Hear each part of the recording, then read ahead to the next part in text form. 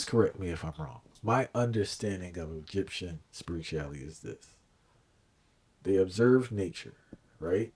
They saw a balance within nature, and it seems, please correct me at any time, it seems they try to create a system that mimicked the balance in nature that man could use because they saw man had a little, we had some issues going on.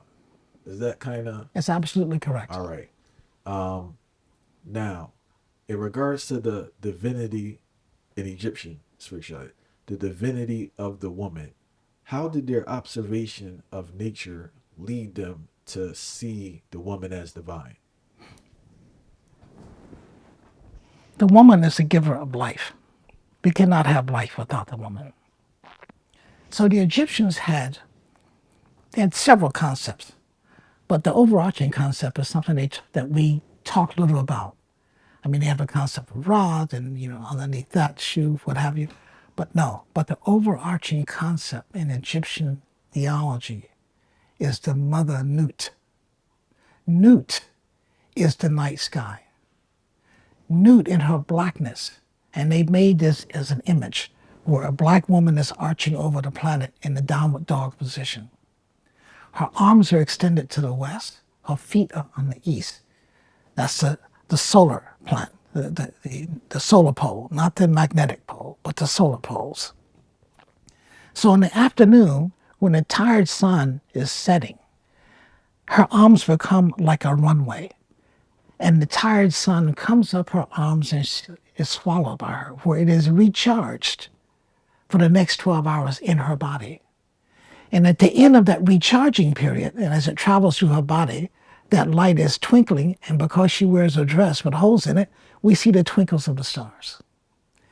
In the morning, on the eastern side, after the sun has recharged itself, she gives birth to the sun again.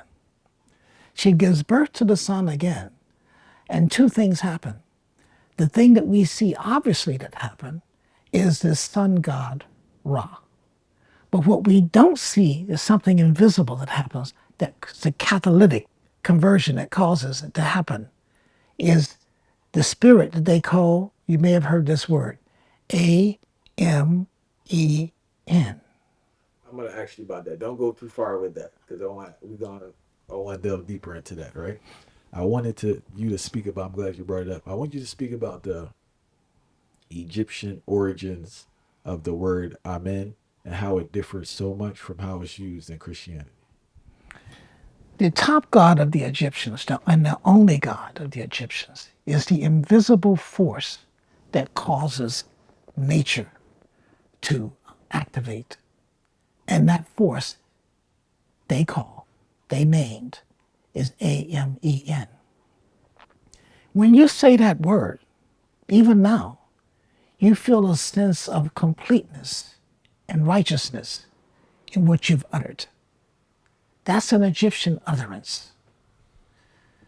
So, whenever you say at the end of a prayer, it's the same as the acknowledgement of the one and only God in the universe.